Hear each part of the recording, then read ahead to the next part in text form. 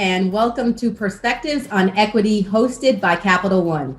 I'm your host, Black Enterprise reporter Ashante Hathaway. Perspectives on Equity is a video series focused on Black influence in the workplace. Each episode will feature the personal and professional experiences of Black executives, sharing stories of how they're advancing their careers and driving innovation. In this week's episode, we're joined by Tammy Allen, Cyber Fraud Manager at Capital One. She's here to discuss what it means to get a seat at the table and how to influence change by leveraging your position in an impactful way. Well, Tammy, thank you for joining us today at Black Enterprise. Love to have you. I want you to start off with the question just to tell us about yourself and what is your role with Capital One? Okay. So first of all, so grateful to be here. Really excited for this opportunity. Name's Tammy Allen. If you look me up on LinkedIn, my name is Tamara Allen, but I go by Tammy. I've been at Capital One for about 5 years, and my current role is I am a cyber AML reporting manager. Awesome. So kind of tell me about what you do in this role and how you became interested in cybersecurity. Well, the role that I'm in right now, I actually created. The program did not exist. It's been around for about 2 years. I actually was not interested in cybersecurity. I was working in the compliance industry, financial services, and I applied for a position at Capital One, and it just happened to be in cybersecurity. So I've spent the past 5 years in several different roles, some with audit and exam, cyber threat intel. I've done some project management, some Scrum Master work. And so I landed the position I'm in right now. I actually created the program. And so I've landed within fraud. And so my team is responsible for helping to protect our customers from any cyber-enabled fraud threats. So this is people who may steal your information online and try and get into your account. And so my team is on the front lines of making sure that everybody's money is protected. That is so interesting. You created your own position. How does this overall, though, fuel your passions? Well, I mean, for me, because I tell people a lot of times, like I'm a unicorn, that my background is extremely, I'm in a niche market. And so it definitely allows me to use every bit of experience that I've had. And I feel like I really can bring that into my position because, like I said, I created it. So, it's a little bit of fraud. It's a little bit of cybersecurity. It's a little bit of anti-money laundering. And it just kind of it helps me be more confident in what I'm able to do, that every experience that I've had, I can always bring it to wherever I am at this point in time. And Black people always talk about having a seat at the table. I want to say for you, you created this space. So what does it mean for you to have a seat at the table? Well, yeah, when it comes to having a seat at the table, I mean, we've heard like the old adage, like, if they won't create a seat at you at the table, bring a chair.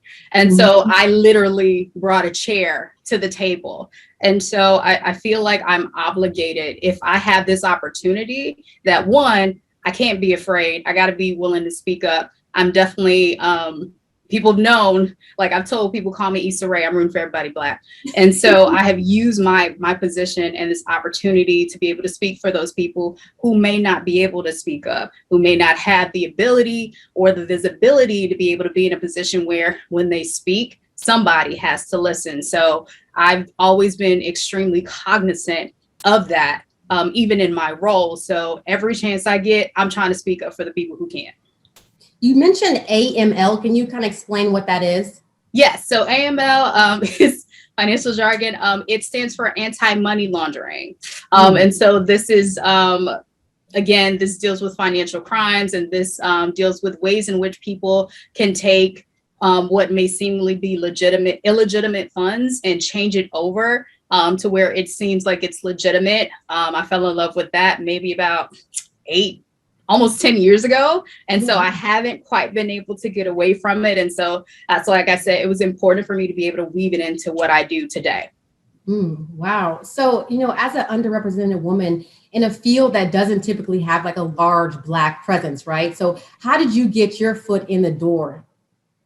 I have lots of conversations. Like it is, when people say it's like, it's not about what you do, but who you know, like, I mean, as a Black woman, I always believe that, you know, we are always going to do the most because that's what we're taught to do. But when it comes to, you know, getting these opportunities, I literally just had a conversation, I remember, with the chief compliance officer at my company, and it was just a regular, hey, I'm interested in this, you know, here's my background, what do you think? And after a 15-minute conversation, she said, okay, so you're going to be a part of my team. And that's literally how I got started in this. And I can't tell you how many times in my career where it has literally just been a conversation with the right person at the right time, and things just kind of fell into place. So yeah, that's literally how I got into it. Wow. I mean, so you gave yourself that chair, put yourself there, but how do you help others do the same thing and be able to add their perspectives in Capital One? Oh yeah, so I am huge on mentorship, and I'm also huge on sponsorship because I do know that Black women are over mentored and under sponsored. So any opportunity that I have where I can actually put my neck on the line for somebody else to say, hey, I vouch for this person. Hey, I believe in what they're doing, and I'm willing to basically have some skin in the game.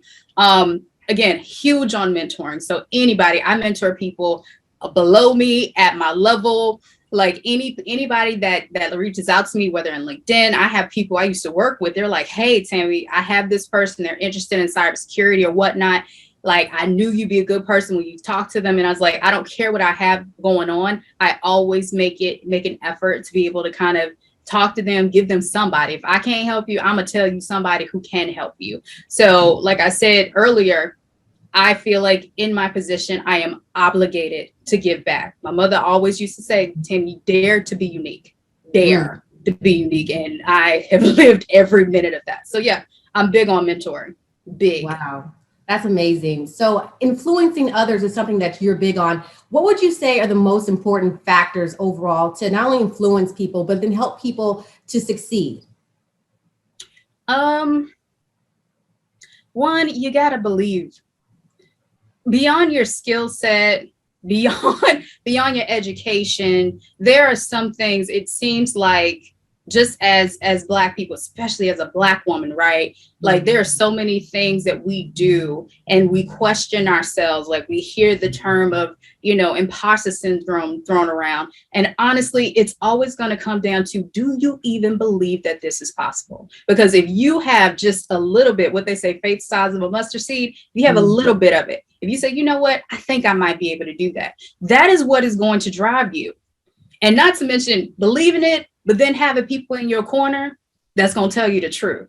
That's going to tell you like, hey, sis, okay, you said you want to do this. Here's the path forward, right? It's not going to be easy, but somebody in your corner that is going to give you what is really going on. I actually had a conversation with my mom and my sister today. She was going through it at work. And I got on, I said, Mom, because my mother, she's an RN, but she's always been a boss. And I said, Mom, you got to help us. And she let us have. She said, hey, you ain't going to like this, but this is what you need to do. And here's how it's going to be. And I told you before, this is what you need to do. Now go ahead and do it. So belief, and then having somebody in your corner that's going to give you the real, I think that you can do anything. You know, we love stories at Black Enterprise. And so I would like for you to tell us about a time when you recognize the opportunity to be a part of the driving force to truly influence change.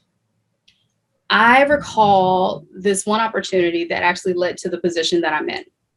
I heard that there was a new team that was created. It was called Cyber Fraud, and I had previous experience in it. My current position, I wasn't really happy about it. And so I thought, if I have just the opportunity to talk with the new director, I think that I may be able to kind of get in there and incite some change. And so I set up a meeting with her.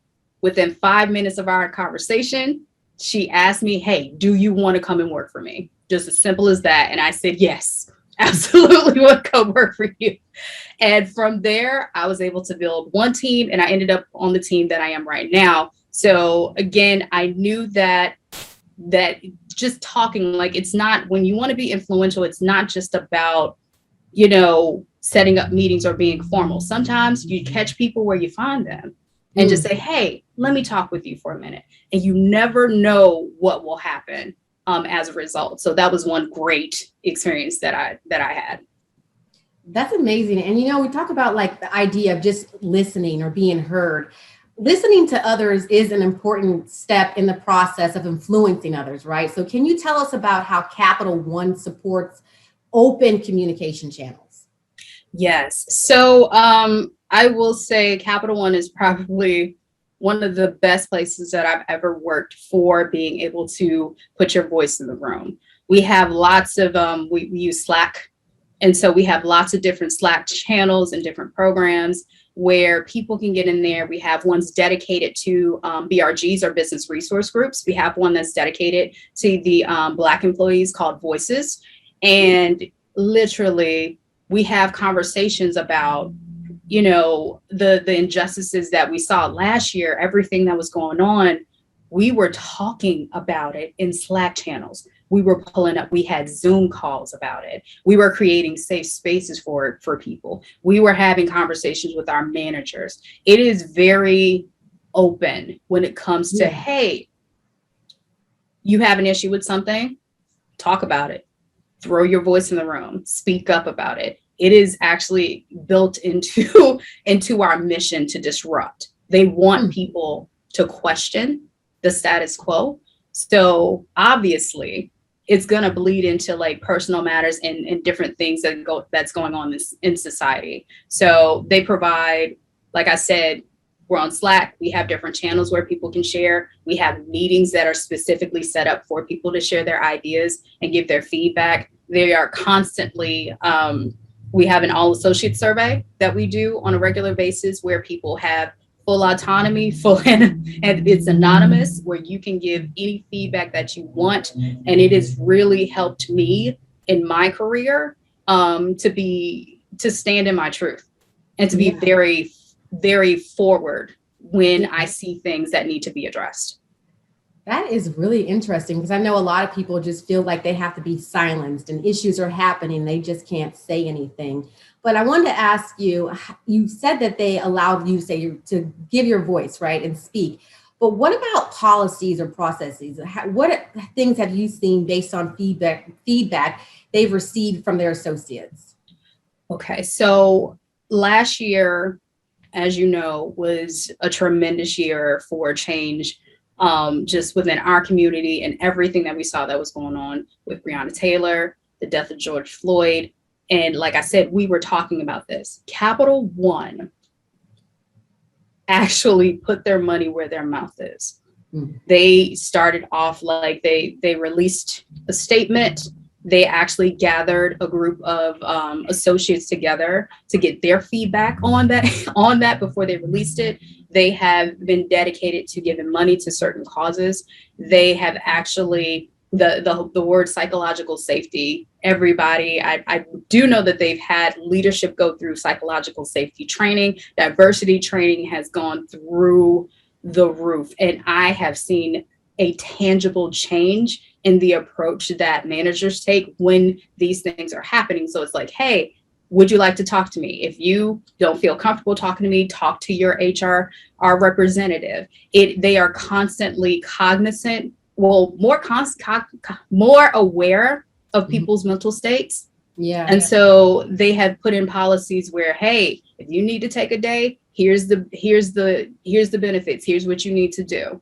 Hey, here's our EAP process. That it is more accessible. They've actually put things in writing. They have sources where people can go, safe spaces.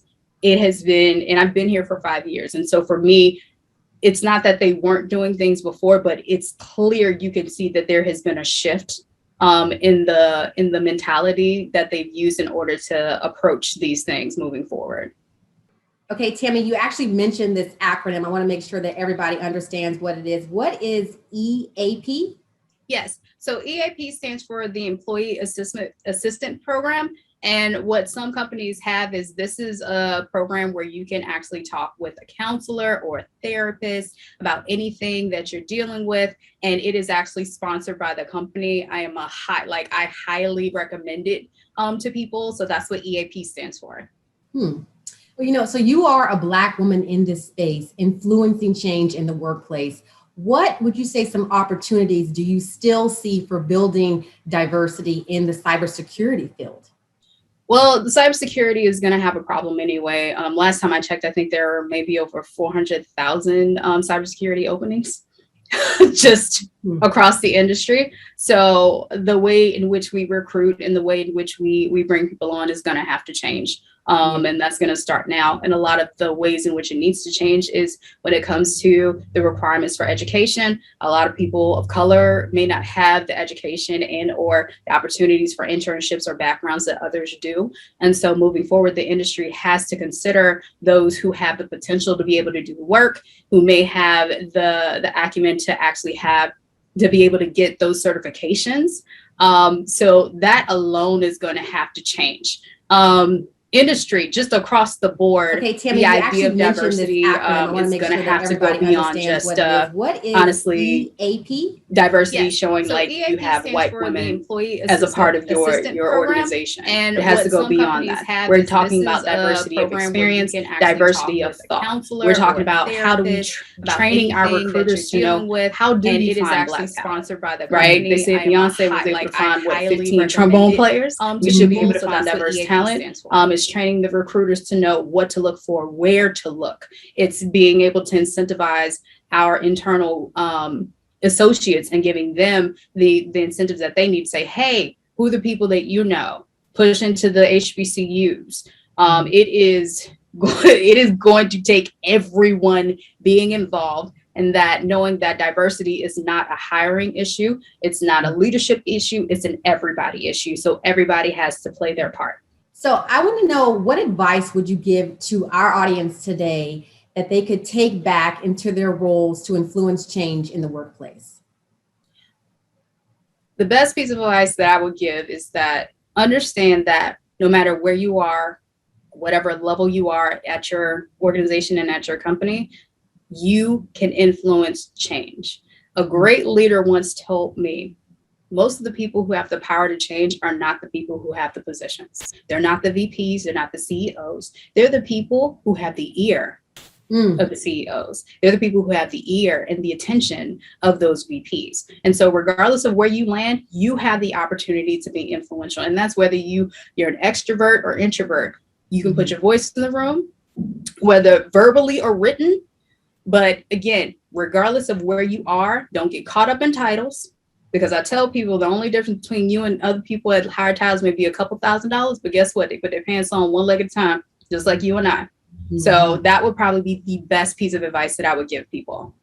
Wow. Well, this has been such an amazing conversation. I don't want to leave without allowing you to say something else that you feel like needs to be said. Is there anything else that you want to share with us in regards to having that seat at the table?